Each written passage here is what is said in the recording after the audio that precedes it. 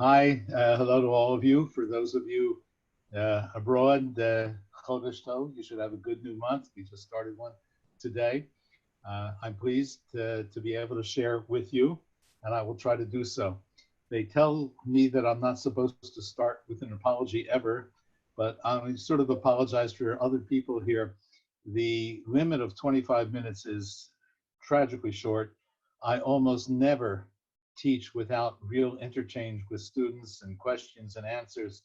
However, 25 minutes simply does not allow for that to happen. I will do my best to try to conclude with a minute or two left, but we'll see what happens. In the meantime, here goes. Um, the president of Schechter Incorporated, David Lincoln, my friend, asked me to present an overview of the book. By way of overview, he knew because he knows that I am in the last stages of bringing out a commentary on the Book of Ruth. And I hope to share with you what is, I believe, a different view of what the book is about. I will do that in the following ways. I want to introduce the book technically, when it was written, the ideas of why it was written, and then list for you approximately 9 separate categories in which the Book of Ruth either changes the past or opts for one extreme of the biblical values in this particular issue, and takes an extreme set new path in 9 cases. After noting those 9 cases, I will then that I believe the book to be a work of historical fiction, that is a story based in history, not an attempt to tell history and tell you why. And the sum product of those changes and the fiction lead to a conclusion that we have in Ruth is something found nowhere else in the Bible. Just by way of hint, I'll tell you, I can use this term for fun for the meantime, that this is the Jewish Camelot. We'll come back to that at the end of our comments. Let me start with the introduction. Technically, look, the Book of Ruth, those of you less familiar with it, is in the last section of the Bible, the Book of Writings. It is a short book, 4 chapters. The storyline is probably well known to all of you. A family suffering from the famine in Israel goes to Moab, comes back without the husband and the male sons, just the matriarch and 2 daughter-in-laws, one of whom returns. And Ruth and Naomi coming back to Israel have to suffer through the challenges of poverty, some sort of financial security, and security for the future, which means having an heir and a place in society. They do that in the course of the book in an exciting and beautiful way. The book is extremely tightly structured. You don't feel it, but it's there. I will just tell it to you. Look when you read it, hopefully over Shavuot. There are 4 chapters. They parallel 1 and 4, 2 and 3. Start with the middle 2 and 3. 2 and 3, both chapters open with Naomi and Ruth speaking to each other at their home and end that way. And in between, there are 8 hours with Ruth and Boaz, once during the day and once at night. Total parallel. Sections 1 and 4, those chapters, are also totally parallel in a different way. It's ABC, CBA. Chapter 1 starts out with 10 years in Moab, the creation of a new family unit, that is Ruth and Naomi, and a single day in Bethlehem. The last chapter is a single day in Bethlehem, a trial, the creation of a new family unit, now Boaz and Ruth, and 10, again, this time the generations to David. The structure is incredibly tight. It is extremely well written. The date, when was it written? Very briefly. There are many old words and old. This is a book written basically in Hebrew back from the age of the Judges and the First Kings and the books of the First Prophets. However, there are about 8, 10 examples of words, phrases, and usages which could only be used in the Second Temple period. Now, obviously, you can imitate the past, but cannot imitate the future. And therefore, the text that we have in front of us was written down in Second Temple period. Did it exist before? Was there an earlier Book of Ruth? Are they retelling the story? We can't tell that for sure. But the text that we have in front of us very clearly comes from the Second Temple period, terms that didn't exist. In the First Temple, you said got married by lakach isha. In the Second Temple, nasa isha. The words change, and that indicates when the book was written down. Why was the book written? It's telling a story from hundreds of years earlier that dates back. The story, not the text, the story dates back to the end of the Judges, before King David, before they were king, way back then. Why did they write it? What was it about? Well, there are many ideas, and I'm going to give you another one at the end. The most common, the Jewish one that has survived for 2,000 years, again and again, is that the whole book is there to teach us the rewardness. Be kind to other people, and you will get a wonderful life.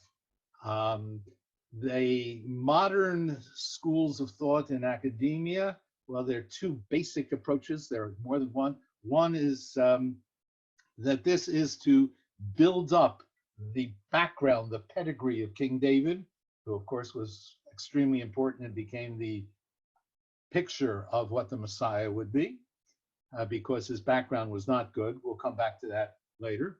Or the other idea was a fight against intermarriage, because in Second Temple times there was a major, if the Jews who came back to Israel were intermarrying, the power structure was fighting against it. Ruth is said to be a book that was fighting against the power structure and saying, you know, it's quite all right. You can marry, it'll work out, and they'll be good Jews.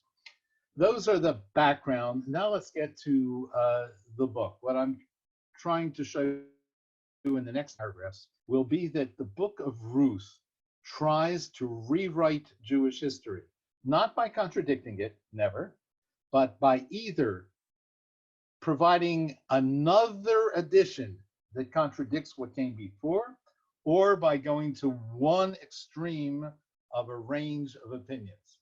And we will go through the 9 steps one by one. 1, the pedigree of King David. King David, himself known as a womanizer, he had some really bad qualities, this fellow, besides some great ones. Back in the Bible to Judah and Tamar. Judah, the son of Jacob, did not marry off his son to Tamar as the law required, so that his dead child could have an heir. Tamar dresses up as a prostitute. Judah pays her money. They sleep together while she's decked out, and she has a son. He wants to kill her for this when he finds out, but then when he realizes that it was the father, he said she was right. In any case, the son born of this is Peretz, who, according to the list of chronology at the end of Ruth and in Chronicles, is the 10th generation back from David. He's the direct ancestor of David. In other words, David traces back to a rather unhappy and sort of illicit in the middle of the night with an old man and a young girl. Similarly, David seems to be burdened with a Moabite connection. It comes through as the whole book of Ruth, but he sends his parents when he's threatened by Saul to Moab. Evidently, he has relatives there. Well, the whole Moab story is rather not happy. How did Moab, the people, come about? Lot, when he's escaping from Sodom, when his wife turns into a pillar of salt, his 2 daughters, thinking their world was ended, get their father drunk, and at night, one by one, go in and have sex with him.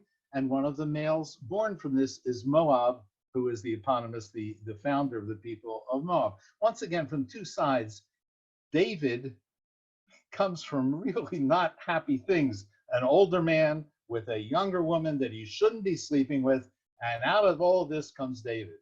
Well, then you get the Book of Ruth. How do you correct it? A wonderful woman from Moab, wonderful person, refuses to sleep with the older relative who might be her potential husband and waits.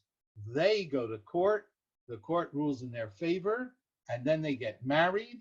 And from that union, 4 generations down, Ruth is the great grandmother of King David. And so the Book of Ruth comes to correct or to change by addition the background of King David. Second example, when Abraham and Lot stand there and their shepherds are fighting with one another and they can't get along, and they said, okay, we're going to leave parade, we're going to divide from one another. You go this way, I'll go this way, north, south. We can't live together. The family breaks up. And the word used is lehi parade. In that same spot, looking down over the Dead Sea, because they're looking down at Sodom and Gomorrah, when Ruth and Naomi come up from the Dead Sea in Moab, and Naomi turns to Ruth and says, the time has come to lehi parade, to split from one another. And Ruth says, I will not lehi parade. I will not split from you.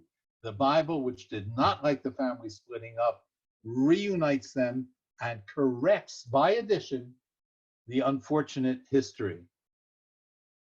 Third, the Book of Judges, way back when. This story evidently comes at the Book of Judges. Without going into sordid details, it's a horrible ending. It starts in Bethlehem, where the story of Ruth takes place. There is a man who comes and recovers his concubine. She is raped brutally by the tribe of Benjamin. In revenge, tribes come back and decimate, totally destroy the group, Benjamin's tribe. They're on the edge. It's a terrible, bloody ending. Comes the book of Ruth in Bethlehem, and instead of a story of rape and a story of killing and a story of pure ugliness, come the Book of Ruth and brings the most beautiful pastoral story one can imagine to change the ending of the Book of Judges. In Christian Bibles, by the way, Ruth is placed after the books because that's where it was sort of fit in. Fourth example, and this is so obvious, but we can't, this is the place. You want to talk about gender roles? You want to talk about a precursor of feminism in the Bible? Look who leads history. It is two women from the beginning take the initiative, move back to Israel, work their way into the fields, come up with a solution, suggest the solutions, suggest what happens to happen to Boaz, who's the man who enters the picture. They carry the story. There is no greater leadership role in the Bible than the Book of Ruth. It is no accident that feminism has centered upon the Book of Ruth time and time again. A fifth example, Jews have all sorts of biblical relations to outsiders. We like them. There's lots of intermarriage. Don't let them tell you there's no intermarriage. All through the Bible, all the time. Kings, forefathers, David's, one of David's soldiers, the guy that Solomon brings in to bring the temple. They're all children of mixed marriages. And there's lots of things that foreigners do. They can be part of the Pesach if they're circumcised. It's not. But there are other statements. There's an opposite extreme. You can't have them. Certain people are banned forever, including the Moabites, because they weren't nice to the Jews when they left Israel. There are lots of people that you're banned from because of the problems of syncretism or paganism. They're going to bring you into not worshiping God. Come the Book of Ruth, using a Moabite woman, Moabite, no less, comes and says, you know what? It works very well, thank you. Let's go to the other end, the other extreme. and by correction changes the approach to foreigners. A sixth example. There's a lot of difficulty. This is much too complex to go into. Trust me, study it all your lives, right? Does God work directly, or does God work through human beings? Very complicated. Read Psalm 8 when we're done, which starts out with God doing everything, and it turns out that everything that God does in this world has to be done by humans. There's this up and down in tension more and more as the Bible gets older and older. It's less direct. God doesn't speak to prophets after a while. God doesn't speak to the forefathers directly. By the time you get to the third section of the Bible, it's not written by God. It's bit by bit of change. And in the everything that happens, the characters who are supposed to live back in the time of the judges, they attribute everything to God. The narrator attributes nothing to God until the last sentence almost, when the birth of a child, they thank God for it. So it's an extreme position. Men, women carry forth the word of God. This is a lot of changes, but it keeps going on. To teach kindness. It sounds like so obvious. You're kind, you get rewarded. That's what the Bible says. Just read the book of Psalms. The number of times, or Job, or Ecclesiastes, the number of times that someone says, why is this happening to me? Why is this happening to other people? Why are good people suffering? It's there again and again and again. And once again, the book of Ruth takes an extreme stance. If you're kind, you are rewarded. If you do the right thing, the world's going to be better. The world is going to be perfect. That's what the book of Ruth comes to teach. There are some people who think that for time immemorial, since Rabbi Zeir in the time of the Talmud, through many people today, Aviva Zorenberg and others, especially religious Jews, say that's what the book is about. It's not what the book's about, but the book does say that. That's one of the things it says. It takes an extreme stand. Eighth example. You know, the law code, everyone will say, Christians, writers will tell lots of times that the law is tough, demands. It's not flexible, it doesn't bend. You know what? Book of Ruth, it bends, it changes, the court meets. They said, well, that's not quite what the meaning of redeeming is, and it's not quite what the law of a levirate marriage, where an older person takes, it's not quite the same, but you know what? We're going to combine them, we're going to meld them, we're going to create a new law because that's what the people need. Both of those laws were created to keep property, keep the family together. We're going to meld them. It's a change in law. It is a flexible law system. And finally, the greatest of changes in the book of Ruth, and that's a little bit difficult unless you understand what's going on here, is the Bible does not have perfect characters. It doesn't. Abraham's not perfect. Moses is perfect. There's anger, there's mistakes, there's forgiveness, but nobody is perfect. No one in the original text. It's not like rereading of the Bible, the original biblical text. You know who is perfect? Ruth. She is absolutely perfect. Rabbi Steinsaltz, in his book on Jewish women, says that. He says there's only one person in the entire Bible who has no faults whatsoever, and that is Ruth. She's a perfect person. Well, you look through all these things, and what's going on? Everything is right. Everything's extreme. The law is flexible. Women are fine. We get along with foreigners. They can come into the society. The law code is fine. Kindness is you. What is going on? Well, it's quite clear to me what is going on. And that is, this is, in a certain way, a never-never world. And to see that, you have to remember that the book of Ruth is an historical fiction. It's not true.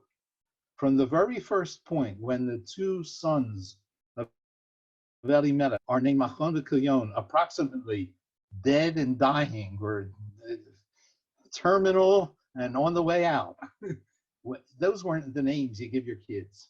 the symbolic names of some of the other characters. Orpah, possibly Ruth, which was possibly from Reuth. Boaz, he has strength. That's the way the writes his name, Boaz. The book is clearly a false book. And the way it integrates the stories that I talked about before and others, right? The law codes and the stories of Lot, the stories Tamar and Judah, not just by, hey, Segal's going to make this up someday, but by using the same terms, same phrases from one story to the other. This is a structure not only by the chapters, but by bringing forward the old texts and comparing them by using the same phrases. It is a wonderful work of historical fiction. Now, please understand, that's not bad. History isn't good and bad. The greatest of our works, some of them, Job, Ecclesiastes, Psalm 90, we can go on and on, are works of historical fiction, a wonderful way of retelling the story. And then by way of my final sentence, and I do apologize, if you send in a note, or my email is Segals, Segals, at netvision.net.il. I'll be happy to answer any comment that anyone sends me. But let me just sum up by what is this?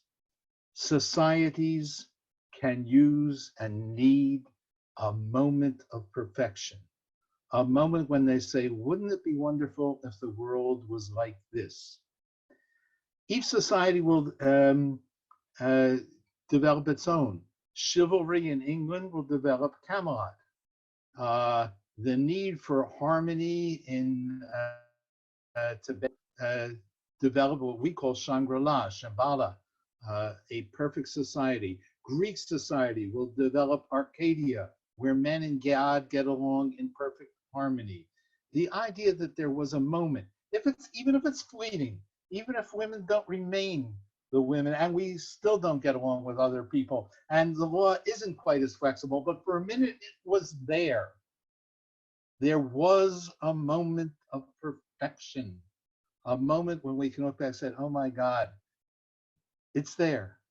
And that can be our genuine memory, even though it may not have existed, a genuine goal, a reflection and a determination that that's what the future should be like. It's an echo of perfection we cannot see, we know is there, and somehow it gives us, in that this book is perfect for the 10 Commandments in Sinai. However it was, and however not real it seems, that's what keeps us going. And I think that's what the Book of Ruth is all about. Our perfection, our moment that we can just treasure forever and ever. I thank you. I wish you all a Chag Sameach.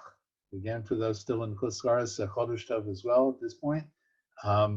May you all merit lots of opportunities to study. And I certainly hope that you have the chance on Shavuot to read through the Book of Ruth, maybe remembering a little of what I said and seeing if it rings a little more true, different, perhaps inspirational to you in the course of the reading. Thank you, and Chag Sameach.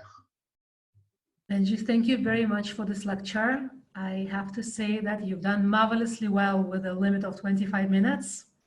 I just want to make sure that I got your email right. I want to send it out to everyone in the chat. It's segal@netvision.net.il. Segals, Segal, like the whole family. Okay, segals@netvision.net.il. Yes, thank you. I really appreciate that. Thank you.